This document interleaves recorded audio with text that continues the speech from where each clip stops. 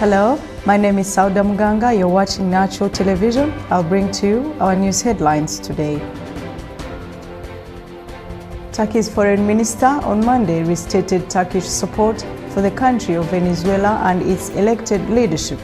Mevlut Çavuşoğlu told a joint news conference alongside his Venezuelan counterpart George Areza in Ankara, Turkey's capital, that Turkey will continue to support Venezuela as problems they could affect all of Latin America and even the Caribbean. George Areza said that Turkey has showed an exemplary friendship to Venezuela during a difficult time. On the outcome of Sunday's local elections in Turkey, Çavuşoğlu said Turkish people voted for the country's survival and stability. Çavuşoğlu also continued to announce that he will meet with U.S. Secretary of State Mike Pompeo and National Security Advisor John Bolton during his visit to Washington on Thursday. Venezuela has been rocked by protests since January 10th, when Nicolas Maduro was sworn in for a second term following a vote boycotted by the opposition. Tensions flared when opposition leader Juan Guaidó declared himself acting president on January 23rd, a move supported by the US and many European and Latin American countries. Turkey, Russia, China, Iran, Bolivia and Mexico have put their weight behind Maduro.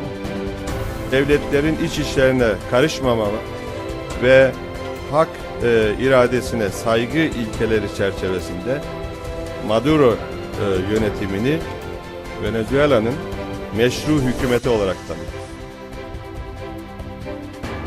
The Turkish Red Crescent convoy, including 5 trucks, 1 disaster response vehicle and 1 communication vehicle, crossed the Gurburan border gate into Iran on Sunday in Agri province of Turkey. Turkish Red Crescent Kizilay sent aid to Iran after it was hit by deadly flooding. The aid includes 320 tents, 500 beds, 100 personal care kits, 1,600 blankets and 60 stoves. Turkey always stands with the suffering people, Anir Kojabal, Turkish Red Crescent's head of Irani branch, said. At least 17 people were killed and scores more injured by flooding on Monday in Iran's south-central city of Shiraz. Iranian officials announced Wednesday that the floods triggered by torrential rains caused financial losses of nearly $170 million in 5 cities. Türk halkı her zaman insanların yanındadır, mazlumların yanındadır. Bu minvalde de bahse konu İran seli münasebetiyle açtığımız bağış kampanyamıza tüm vatandaşlarımızın bağışlarını bekliyoruz. Rwanda is preparing to mark the 25th commemoration of the 1994 genocide against the Tutsi with the priority of building national unity alongside impressive economic progress. Along with fixed dates starting from 7th April, it will be a national commemoration day on the next day. There will be an opening of Jardin de la Mémoire in Kigali and the official closing of National Mourning Week will be on 13th April countrywide. Senegalese-born Sibeth Ndiaye was appointed as the French government spokeswoman in new cabinet changes made by President Emmanuel Macron. The 39-year-old born in Dakar worked as Mr. Macron's media advisor during his presidential campaign. France has given me a lot, she said. Today, it's my turn to give something back, Sibeth said at a handover ceremony in Paris on Monday. She praised her parents and siblings for helping her break through glass ceilings. Ms. Ndiaye obtained her French citizenship only 3 years ago. She moved to Paris to study at university and became a left-wing student activist before joining the Socialist Party in 2002.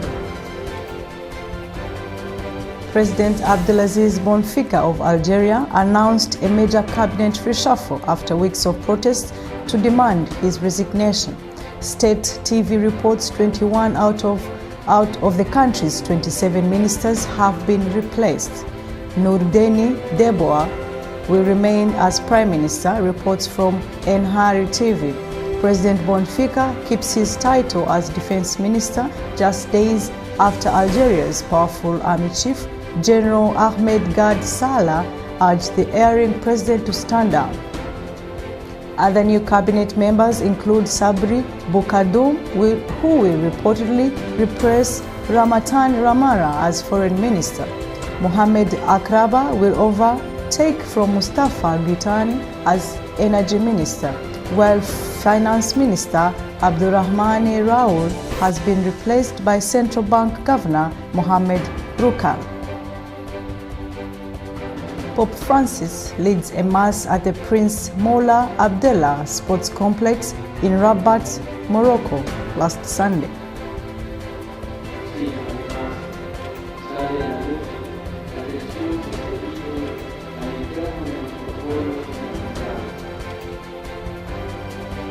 Three and a half years ago, Volodymyr Zelensky's television series Servant of the People began airing on Ukrainian television.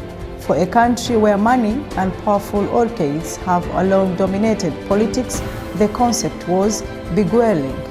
A teacher, played by Mr. Zelensky, accidentally becomes president after an expletive-laden rant about Ukrainian politics goes viral on social media. Now, after victory in the first round, Mr. Zelensky is one step away from the real deal. With half the ballots counted, Volodymyr Zelensky, who plays the president on TV, got about 30%, with current leader Petro Poroshenko on 16%. The two, who have expressed largely pro-European Union opinions, are set to take back in a runoff election next month. Former Prime Minister Yulia Tymoshenko appears to have been eliminated. Ali Ihsan Yavuz, the deputy chairman of the ruling Justice and Development AK party, speaks at the party meeting in Istanbul. Yavuz said 17,410 votes that should have been counted for AK party had been registered to other parties. He said, "We are very confident in our information, and this information indicates that AK party wins in Istanbul's metropolitan municipality." Yavuz underlined that a great number of votes had been disqualified in districts where AK party had won, including Istanbul. He added that irregularities had occurred while transferring information from casting charts to ballot result reports. Ben de bir takım hususları sizlere aktarma adına buradayım. The oldest neighborhood official, Muhtar, was re-elected in the Guvendik village located in South Province of Kilis on Sunday. A 93-year-old Ali Hamullu said he served as Muhtar for 40 years and will continue his duty for the next 5 years. After the votes were counted, youth in the village visited the office of the Muhtar and met with Hamullu. Hamullu gave various advices to youth like avoiding alcohol consumption and smoking. Servet Yavuz, one of the residents of the village, said they were very confident about Hamullu and glad that he will serve one more term.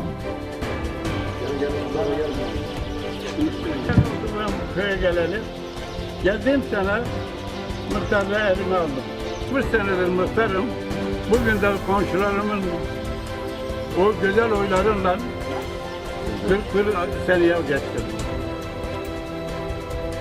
Turkey's state-run relief agency set up a tent city for people in Mozambique, hit hard by last month's deadly tropical cyclone Idal.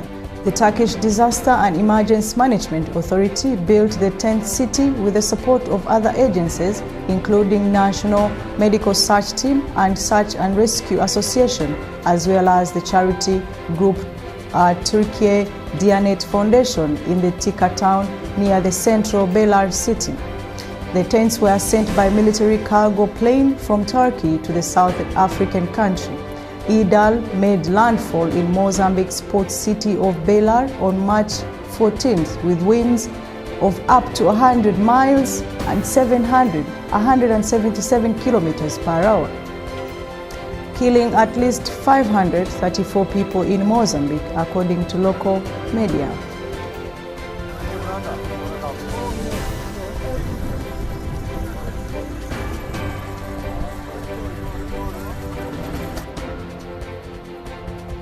NASA has called India's destruction of a satellite a terrible thing that could threaten the International Space Station. The space agency's chief, Jim Bridenstine, said that the risk of debris colliding with the International Space Station has risen by 44% over 10 days due to the test. However, he said the International Space Station is still safe. India is the fourth country to have carried out such a test. Prime Minister Narendra Modi announced the test mission Shakti with great fanfare of 27th March, saying it had established India as a space power. New updates from Algeria. President Abdelaziz Bouteflika will step down before his mandate expires on 28 April, Algerian state media reported. The 82-year-old, who has been in power for 20 years, will ensure continuity of the state's institutions before he quits, a presidential statement carried by APS news agency said. The news comes after weeks of mass protests demanding his resignation. As a result, he had dropped plans to seek re-election for fifth term. The elections have been postponed and the government has promised to organize a national conference which would discuss reforms to address the discontent. Up until now, it had been unclear when or if he would step down, observers say. A no-deal Brexit is now more likely but can still be avoided, the European Union's chief negotiator said. On Monday night, members of parliament voted on 4 alternatives to the Prime Minister's withdrawal deal, but none gained a majority. Michael Barnier said a long extension to the UK's current 12th April exit date carried significant risks for the European Union and that a strong justification would be needed before the European Union would agree. Theresa May is set for 5 hours of cabinet talks to tackle the deadlock. Japan has announced that the name of its new imperial era, set to begin on 1st May, will be Reiwa, signifying order and harmony. The country's current era, Heisei, will end in a month with Emperor Akihito's historical abdication. Chief Cabinet Secretary Yoshihide Suga announced the highly anticipated name by holding up a board with the characters handwritten on it. Prime Minister Shinzo Abe has addressed the nation to explain its meaning. Japanese Emperor Reign or Gengo is given to a name that is then used alongside the Western calendar to mark the years. Eritrea's human rights activists have accused the European Union of funding a scheme in Eritrea that uses forced labor. The European Union is backing a road-building project as part of its program to stem migration from Africa into Europe. National service recruits will be used, and the Foundation Human Rights for Eritrea says conscripts are trapped for an identified period with the service. The foundation has threatened to sue the European Union over violating its human rights charter. Its director, Muruhabarhan Termesu, has called Eritrea as open-air prison, where every person in national service is trapped in extremely harsh conditions. The first death from cholera has been confirmed in the cyclone-hit port city of Beira, with cases of the diseases almost doubling in Mozambique in the past 24 hours, health officials say. Cyclone Idal, which hit on 14th March, caused massive flooding and killed more than 700 people across southern Africa. More than 500 cases of cholera have since been reported in Beira. Aid efforts in Mozambique are now focused on containing the disease with a large vaccination campaign underway. Some 517 cases of the disease had been reported by Sunday, up from the figure of 271 announced on Saturday. National Director for Medical Assistance, Usena Isse, said on public television. Macky Sall inaugurated for a second term as president of Senegal. He took 58% of the vote in February's election, in which he faced 4 challengers but was accused of preventing some of his main rivals from running. 2 well-known opposition figures were barred from taking part because of corruption convictions. The opposition candidates rejected the result but say a court challenge would be futile. The ceremony, attended by, among others, President Muhammadu Buhari of Nigeria and President Paul Kagame of Rwanda. Around 100 people, most of them young motorcycle taxi operators, have been arrested following a violent protest on Monday in the central Liberian rubber-growing town of Wela, police spokesman reported. The riot, which led to 2 police stations, a magistrate court and a vehicle being set alight, was over the suspected murder of a motorcyclist whose body was found in a nearby bush on 7th March. Police have so far not made any arrests over the death of the motorcyclist, but were searching for a man whose ID card was found near the spot where the body was discovered, Mr. Carter added. The angry motorcyclists made the town, which had only 25 police officers, ungovernable, he said. The preliminary report into the cause of the 10th May crash of Ethiopian Airlines, which killed 157 people, will be released soon, the country's foreign minister said. Spokesman Nebiat Getaway said a timeline has, however, not been set. An anti-stalling system on the plane, a Boeing 7 MAX, has been blamed for the disaster. Soon after takeoff, and just 450 feet above the ground, the aircraft's nose began to pitch down. Leaks last week from the crash, investigations in Ethiopia and in the US suggest an automatic anti-stall system was activated at the time of the disaster. The maneuvering characteristics augmentation system flight control feature was also implicated in a fatal crash involving a Lion Air in Indonesia last October.